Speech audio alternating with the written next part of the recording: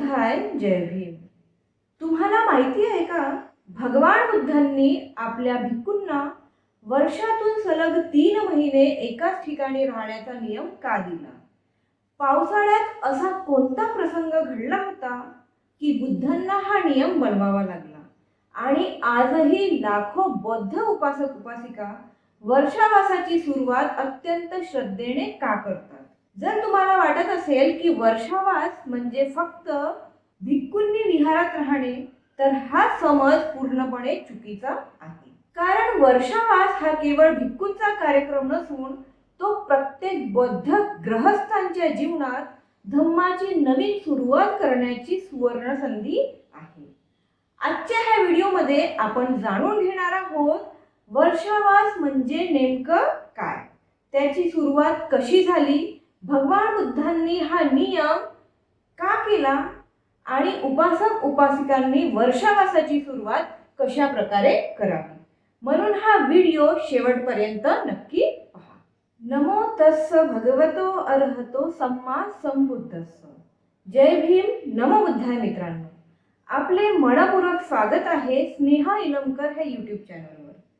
आज आपण अशा एका पवित्र परंपरेविषयी जाणून घेणार आहोत जी भगवान बुद्धांच्या काळापासून आजपर्यंत अखंडपणे चालत आलेली आहे. ती परंपरा म्हणजे वर्षावास. आज अनेक जण वर्षावास साजरा करतात, भिक्खूंना निमंत्रण देतात, दान देतात, अष्टशील पाळतात. परंतु खूप कमी लोकांना माहिती असेल की वर्षावासाचा खरा उद्देश काय आहे.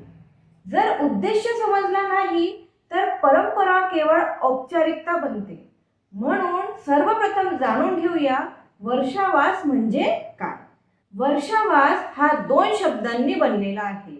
वर्षा म्हणजे पावसाळा आणि वास म्हणजे राहणे. म्हणजेच पावसाळ्यात सलग 3 महिने एका निश्चित ठिकाणी राहणे. पाली भाषेत याला वस्स असं म्हटलं जाते. भगवान बुद्धांच्या काळात भिक्खू वर्षभर गावोगाव फिरून धम्मप्रचार करत असत. ते एका जागी राहत नसत. लोकांना धम्म शिकवत, दुखी लोकांना आधार देत, अंधश्रद्धा दूर करत आणि करुणेचा संदेश देत ते सतत प्रवास करत. परंतु पावसाळा सुरू झाला की परिस्थिती पूर्णपणे बदलत असे. त्या काळी पावसाळ्यात कोणकोणत्या अडचणी निर्माण होत होत्या. त्या काळी डांबरी रस्ते नव्हते, वाहने नव्हती, नदीवर पूल नव्हते, जंगलातून डोंगरातून चिखलातून चालत प्रवास करावा लागत असो. पावसामुळे रस्ते वाहून जात, नद्या भरून वाहत, लहान जीवजंतू सर्वत्र दिसत. अशा वेळी प्रवास करणे अत्यंत कठीण होते. परंतु फक्त प्रवास कठीण होता म्हणून बुद्धांनी वर्षावास सुरू केला होता का? नाही. यामागे आणखी एक अतिशय मोठे कारण होते. एक महत्त्वाची घटना म्हणजे एकदा काही भिक्खू पावसाळ्यातही सतत प्रवास करत होते. ते चालताना नकळत अनेक छोटे जीव तुडवले जात होते. गवताची नवीन रोपे नष्ट होत होती.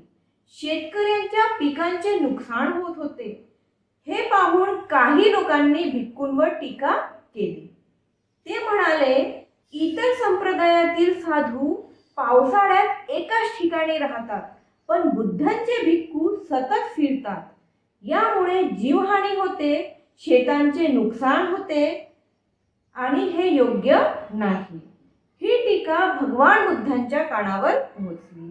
भगवान बुद्धांनी विचार केला, जर आपल्या भिक्खूंमुळे अगदी न कळत सुद्धा एखाद्या जीवाला त्रास होत असेल तर ते धम्माच्या करुणेच्या तत्वाला शोभणारे नाही. याच करुणेतून जन्म झाला वर्षावासाचा. भगवान बुद्धांनी भिक्खू संघाला सांगितले, पावसाळ्यातले 3 महिने एका ठिकाणी राहा, ध्यान करा, धम्माचा अभ्यास करा, लोकांना धम्म शिकवा आणि कोणत्याही जीवाला त्रास होणार नाही याची काळजी घ्या.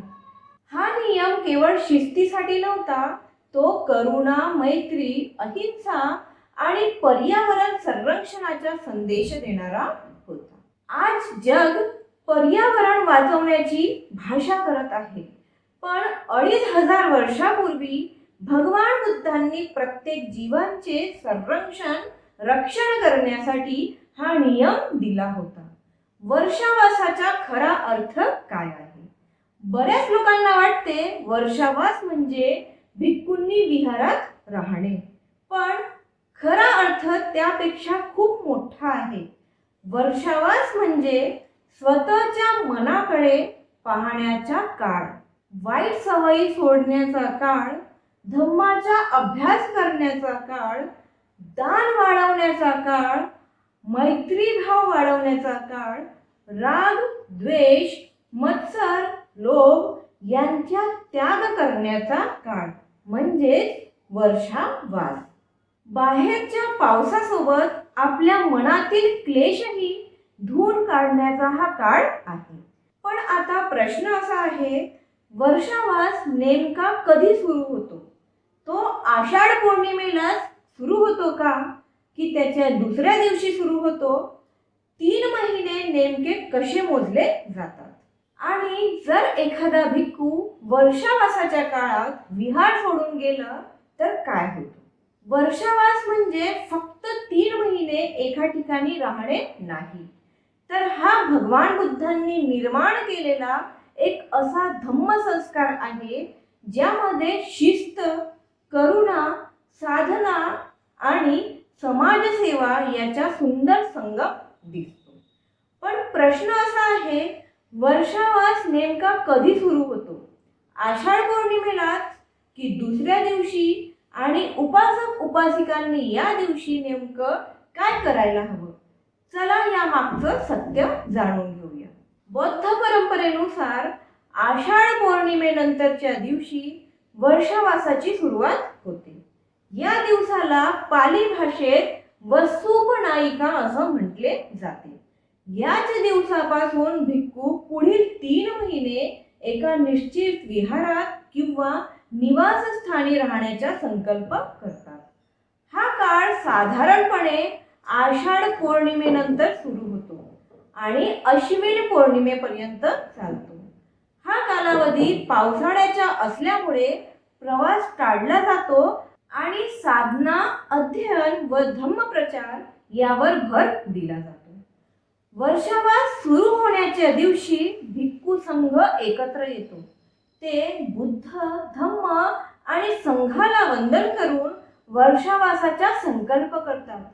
ते जाहीर करतात की या वर्षावासात मी या ठिकाणी राहीन, विनयाचे पालन करीन, ध्यान करीन आणि धम्मकार्य करीन. हा केवळ धार्मिक विधी नसतो, हा स्वतःला अधिक शिस्तबद्ध, अधिक करुणामय आणि अधिक जागरूक बनवण्याचा संकल्प असतो. वर्षावासात भिक्खू काय करतात? अनेकांना वाटते की भिक्खू फक्त विहारात बसून राहतात, परंतु प्रत्यक्षात हा काळ अत्यंत व्यस्त आणि साधनामय असतो. या काळात ते विपश्यना व ध्यान करतात, धम्माचा अभ्यास करतात, विनय शिकतात, नवीन सामनेर आणि भिक्खूंना प्रशिक्षण देतात, उपासक उपासिकांना धम्मदेशना करतात, नैतिक जीवन जगण्याची प्रेरणा देतात, समाजात मैत्री, करुणा आणि अहिंसेचा संदेश देतात. म्हणूनच वर्षावास हा भिक्खू संघासाठी आध्यात्मिक प्रगतीचा सुवर्णकाळ मानला जातो. उपासक उपासिकांसाठी वर्षावासाचे महत्त्व. आता सर्वात महत्त्वाचा प्रश्न आहे, हा काळ फक्त भिक्खूंसाठी आहे का? ह्याचं उत्तर आहे नाही. भगवान बुद्धांनी गृहस्थांनाही या काळात धम्मजीवन अधिक दृढ करण्याची प्रेरणा दिली. हा काळ म्हणजे दान वाढवण्याचा, पंचशीलाचे काटेकोरपणे पालन करण्याचा, शक्य असल्यास अष्टशील धारण करण्याचा, धम्म वाचन करण्याचा, ध्यान करण्याचा, भिक्खू संघांची सेवा करण्याचा आणि स्वतःच्या मनातील दोष कमी करण्याचा हा काळ आहे. या काळात कोणते संकल्प करता येतात? वर्षावासाच्या सुरुवातीला अनेक उपासक उपासिका स्वतःशी काही धम्म संकल्प करतात. उदाहरणार्थ, रोज 30 मिनिटे ध्यान करेल, दररोज धम्मपदातील काही गाथा वाचेल, कोणाबद्दलही द्वेष बाळगणार नाही, खोटे बोलणार नाही, रागावर नियंत्रण ठेवणार आणि प्रत्येक आठवड्याला विहारात जाईल किंवा मी दररोज विहारात जाणार. भिक्खू संघाला आवश्यक वस्तूंचे दान देणार, गरजू व्यक्तींची मदत करेन. हे संकल्प वर्षावासाला खऱ्या अर्थाने यशस्वी बनवतात. जर आपण ह्या वर्षावासाच्या काळामध्ये अशा प्रकारे संकल्प केले तर आपला वर्षावास खऱ्या अर्थाने यशस्वी बनणार. वर्षावास म्हणजे आत्मपरिवर्तन, स्वतःमध्ये परिवर्तन करण्याचा हा काळ आहे. वर्षावासाचे उद्देश फक्त धार्मिक कार्यक्रम करणे नाही, तो स्वतःमध्ये बदल घडवून आणणे आहे. स्वतःला विचारायचं, माझ्यात राग किती आहे, मी किती संयमी आहे, माझं बोलणं इतरांना दुखवतं का, मी आई वडिलांचा आदर करतो का, मी प्रामाणिक आहे का, मी बुद्धांच्या शिकवणीनुसार जगतो का. ही आत्मपरीक्षणाची प्रक्रिया म्हणजेच वर्षावासाची खरी आत्मा आहे. कल्पना करा, बाहेर मुसळधार पाऊस पडत आहे, झाडं हिरवीगार झालेली आहेत, धरती नवजीवनाने फुललेली आहे. त्याचप्रमाणे जर या 3 महिन्यात आपण आपल्या मनावर काम केलं तर आपलं जीवनही नव्या प्रकाशाने फुलेल. भगवान बुद्धांनी सांगितलेला धम्म हा केवळ ऐकण्यासाठी नाही तर जगण्यासाठी आहे आणि वर्षावास म्हणजे तो धम्म प्रत्यक्ष जीवनात उतरवण्याची सुवर्ण संधी आहे. वर्षावासाच्या काळातच आपण हा जो धम्म आहे प्रत्यक्ष जीवनात उतरवू शकतो आणि आपल्याकरिता हा 3 महिन्याचा काळ एका प्रकाराने बघायला गेलं तर एक सुवर्ण संधी आहे. पण अजून एक अत्यंत महत्त्वाचा प्रश्न बाकी आहे. वर्षावासाच्या पहिल्या दिवशी उपासक उपासिकांनी नेमकं काय करावं? सकाळपासून रात्रीपर्यंत कोणता दिनक्रम ठेवावा? कोणते दान सर्वश्रेष्ठ मानले जातो आणि अष्टशील कसे घ्यावे? आता आपण जाणून घेणार आहोत असा दिनक्रम जो तुमचा वर्षावास खऱ्या अर्थाने मंगलमय करू शकतो. वर्षावासाची सुरुवात शक्यतोवर पहाटे करावी. उठल्यानंतर सर्वप्रथम शांत मनाने बुद्ध, धम्म आणि संघ यांना वंदन करा. मनात किंवा मोठ्याने म्हणा, बुद्धं शरणं गच्छामि, धम्मं शरणं गच्छामि, संघं शरणं गच्छामि. त्यानंतर पंचशिलाचे स्मरण करा. जर शक्य असेल तर त्या दिवशी अष्टशील धारण करा. वर्षावासाच्या पहिल्या दिवशी घेतलेला हा संकल्प पुढील 3 महिन्यांसाठी प्रेरणा देतो. घरात बुद्धमूर्ती असल्यास स्वच्छतेने दीप लावा, फुले अर्पण करा. परंतु लक्षात ठेवा, भगवान बुद्धांना फुलांची गरज नाही. फुलांचे अर्पण हे आपल्या मनातील श्रद्धेचे प्रतीक आहे. खरी पूजा म्हणजे शील, समाधी, प्रज्ञा यांचा विकास. त्यानंतर धम्मपदातील काही गाथा किंवा बुद्धवंदना म्हणा. शक्य असल्यास त्या दिवशी जवळच्या विहारात जा. भिक्खूंना आदरपूर्वक वंदन करा. त्यांच्याकडून धम्मदेशना ऐका.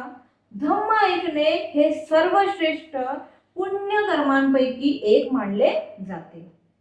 वर्षावास म्हणजे दानाचा उत्सव नाही, परंतु दान ही धम्म साधनेची महत्वाची गरजू आहे. दान करताना दिखावा नसावा, तर दान करताना आपल्या मनात विचार असावा, या दानामुळे माझ्यातील लोभ कमी हो, सर्व प्राणीमात्रांचे कल्याण हो. अशा प्रकारे दान करताना आपल्या मनामध्ये विचार असावा की माझ्यात जोही लोभ आहे तो लोभ, राग, द्वेष सगळे कमी होत आणि ह्या पृथ्वीवर असणाऱ्या सगळ्या प्राणीमात्रांचे कल्याण हो, मंगल हो.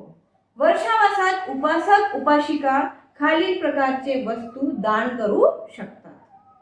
चिवर, औषधे, भिक्षापात्रासाठी आवश्यक वस्तू, लेखन साहित्य, पिण्याचे पाणी, छत्री, चटई, उशी किंवा स्वच्छताचे साहित्य, दिवे किंवा अभ्यासासाठी आवश्यक साहित्य. दानाचे मूल्य वस्तूंच्या किमतीत नसते, तर दानामागील भावनेत असते.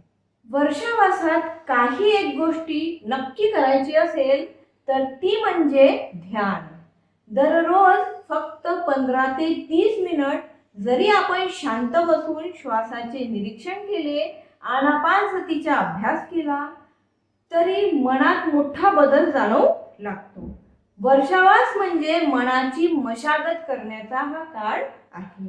तर दररोज सर्वांनी सकाळी उठून किंवा जशा प्रकारे आपल्याला आपल्या जीवनात वेळ मिळत असेल त्या प्रकारे कमीत कमी 1 तास तरी दररोज आपल्याला ध्यान साधनाचा अभ्यास करायचा आहे, आनापानसतीचा अभ्यास करायचा आहे आणि त्यानंतर आपण विपश्यनाचा पण अभ्यास करू शकतो. दररोज थोडासा वेळ धम्मासाठी राखून ठेवायचा आहे. जसं की आपल्याला धम्मपद, बुद्ध आणि त्यांच्या धम्म, मंगलसूत्र, रतनसूत्र, करणीयमेत्त सूत्र अशा प्रकारे ह्या सगळ्या सूत्रांच्या आणि बुद्ध ग्रंथांचा काही वेळ वाचन करायचं आहे. वर्षावास हा फक्त वैयक्तिक साधनेचा काळ नाही, संपूर्ण कुटुंबाने एकत्र धम्म मार्गावर चालण्याची ही सुवर्ण संधी आहे. दररोज संध्याकाळी 5 मिनिट बुद्धवंदना, 10 मिनिट धम्माचे वाचन आणि 10 मिनिट ध्यान असा छोटा कार्यक्रम जरी आपण केला तरी आपल्या घरच्या मुलांवर खूप चांगले संस्कार होतात. या 3 महिन्यात कोणते कोणते संकल्प आपण करू शकतो? वर्षावासात स्वतःला आव्हान द्या. राग आल्यावर शांत राहील, कोणाची निंदा करणार नाही, सोशल मीडियावर वेळ कमी घालवीन, आई वडिलांशी प्रेमाने बोलेन आणि दररोज एक चांगले कार्य करेन, कोणालाही फसवणार नाही, मद्य, तंबाखू आणि इतर व्यसनांपासून मी दूर राहील आणि प्रत्येक रविवारला मी विहारात जाईल. हेच खरे वर्षावासाचे संकल्प आहे. तर आपण वर्षावासात हे संकल्प घ्यायचे आहे आणि काही एक संकल्प असे आहेत, काही एक गोष्टी अशा आहेत की आपल्याला वर्षावासाच्या काळामध्ये त्या टाळायचे सुद्धा आहेत. वर्षावासात टाळणाऱ्या गोष्टी म्हणजे भांडणे, कटू बोलणे, खोटे बोलणे, द्वेष, मत्सर, व्यसन, अनावश्यक खर्च, वेळेचा अपव्यय यापासून दूर राहण्याचा प्रयत्न करणे. बाहेरचा पाऊस थांबेल पण मनातील लोभ आणि द्वेष थांबवण्यासाठी प्रयत्न फक्त आपल्यालाच करावे लागतील. पाऊस पडतो तेव्हा धरती नव्याने हिरवी होते, कोरडी झाडे पुन्हा बहरतात, नद्या भरून वाहू लागतात, निसर्ग नवजीवन स्वीकारतो. मग आपण का नाही? या वर्षावासात आपणही आपल्या मनाला नवीन दिशा देऊया. रागाऐवजी मैत्री, द्वेषाऐवजी करुणा आणि लोभाऐवजी दान आणि अज्ञानाऐवजी प्रज्ञा स्वीकारूया. हीच भगवान बुद्धांची खरी वंदना ठरेल. पण अजून एक महत्त्वाचा प्रश्न बाकी आहे. 3 महिने संपले, भिक्खूंनी साधना केली, उपासक उपासिकांनी शील, दान आणि धम्माचा अभ्यास केला. पण तुम्हाला माहिती आहे का, वर्षावासाचा शेवट एक अत्यंत सुंदर परंपरेने होतो. त्या परंपरेचे नाव आहे प्रवारणा आणि त्यानंतर येते बुद्ध परंपरेतील सर्वात पुण्यदायी दानापैकी एक, कठीण चिवरदान. या दोन्हींचा खरा अर्थ समजला तर वर्षावासाचे संपूर्ण महत्त्व समजते. प्रवारणा म्हणजे काय? प्रवारणा म्हणजे स्वतःच्या चुका इतरांनी प्रेमाने सांगाव्यात अशी विनंती करणे. प्रत्येक भिक्खू इतर भिक्खूंना म्हणतो, बंधूंनो, जर माझ्याकडून काही चूक झाली असेल, ती तुम्ही पाहिली असेल तर कृपया मला सांगा, मी ती सुधारण्याचा प्रयत्न करीन. हा किती महान विचार आहे. आजच्या ह्या जगात माणूस टीका ऐकायला तयार असतो, पण बुद्धांनी शिकवले चुका मान्य करणे ही कमजोरी नाही, ती प्रज्ञेची सुरुवात आहे. उपासक उपासिकांनी यापासून काय शिकावे? आपणही स्वतःला विचारूया, मी माझी चूक मान्य करतो का? माझा अहंकार माझ्या प्रगतीत अडथळा ठरतो का? मी इतरांचे म्हणणे शांतपणे ऐकतो का? जर या प्रश्नांची प्रामाणिक उत्तरे आपण शोधली तर प्रत्येक वर्षावास आपल्याला अधिक चांगला माणूस बनवू शकतो. कठीण चिवरदान म्हणजे काय? प्रवारणेनंतर सुरू होतो कठीण चिवरदानाची कालावधी. या काळात उपासक उपासिका भिक्खू संघाला नवीन चिवर म्हणजे वस्त्र अर्पण करतात. पण हे फक्त कपडे देणे नाही, यामागे कृतज्ञतेची भावना असते. 3 महिने भिक्खूंनी धम्म शिकवला, साधना केली आणि समाजाचे मार्गदर्शन केले. त्यांच्या प्रती आदर व्यक्त करण्याचा हा एक सुंदर मार्ग आहे. दानामागील खरी भावना काय असावी? तर भगवान बुद्धांनी दानाची किंमत वस्तूंमध्ये नाही, तर चित्ताच्या गुणवत्तेत सांगितलेली आहे. जर दान करताना आपल्या मनामध्ये भावना असेल की लोकांनी माझं कौतुक करावे, तर त्या दानाचे आध्यात्मिक मूल्य कमी होते. पण जर आपण आपल्या मनात विचार केला की या दानामुळे माझ्यातील लोभ कमी होवो, सर्व प्राणीमात्रांचे कल्याण होवो, तर ते दान धम्ममय बनते. वर्षावास हा केवळ दिनदर्शिकेतील एक धार्मिक कार्यक्रम नाही, तो एक जीवन पद्धती आहे. हा काळ आपल्याला शिकवतो थांबायला, स्वतःकडे पाहायला, आपलं मन स्वच्छ करायला, करुणा वाढवायला आणि धम्मानुसार जगायला. जसा पाऊस पृथ्वीला नवजीवन देतो, तसंच धम्म आपल्या जीवनाला नवजीवन देतो. एक गृहस्थ दरवर्षी वर्षावासात खूप मोठे दान करत असे. एकदा एका भिक्खूंनी त्याला विचारले, तुम्ही इतके दान का करता? तो हसून म्हणाला, मी भिक्खूंना श्रीमंत करण्यासाठी दान करत नाही. मी माझ्या मनातील राग, द्वेष आणि मोह, लोभ कमी करण्यासाठी मी दान करत असतो. हीच बुद्धांची शिकवण आहे. दानामुळे भिक्खूंचे नव्हे, आपल्या मनाचे कल्याण होते. आज आपण मोबाईल, सोशल मीडिया आणि धावपळीच्या जीवनात अडकलेलो आहोत. म्हणून या वर्षावासात एक वेगळा संकल्प करूया. दररोज काही वेळ मोबाईल पासून दूर राहूया. कुटुंबासोबत धम्म वाचन करूया, ध्यान करूया, गरजूंना मदत करू, रागाऐवजी संयम निवडूया, द्वेषाऐवजी मैत्री निवडूया. आणि जर हे 3 महिने अगदी प्रामाणिकपणे आपण जगलो, तर वर्षावास संपल्यावर बदललेले व्यक्तिमत्व आपल्यालाच जाणवेल. पाऊस तर प्रत्येक वर्षीच येतो, पण प्रत्येक पावसाळा आपल्याला बदलून जातो असे नाही. खरा वर्षावास तोच जो आपल्या मनातील लोभ, द्वेष आणि मोह धुवून काढतो. भगवान बुद्धांनी आपल्याला केवळ पूजा करण्याचा मार्ग दिला नाही, त्यांनी आपल्याला जगण्याची कला दिली. या वर्षावासात आपण एक संकल्प करूया. मी अधिक सजग बनेल, अधिक करुणामय बनेल, अधिक धम्मवान बनेल. यापेक्षा मोठी बुद्ध पूजा दुसरी कोणतीही नाही. जर तुम्हाला हा व्हिडिओ उपयुक्त वाटला असेल तर कृपया व्हिडिओला लाईक करा, तुमच्या मित्रपरिवारांसोबत शेअर करा आणि अशाच बुद्ध धम्मावरील सखोल व अभ्यासपूर्ण व्हिडिओसाठी आपल्या चॅनलला स्नेहा इलमकर ह्या यूट्यूब चॅनलला सबस्क्राईब करा. नमो बुद्धाय. जय भीम.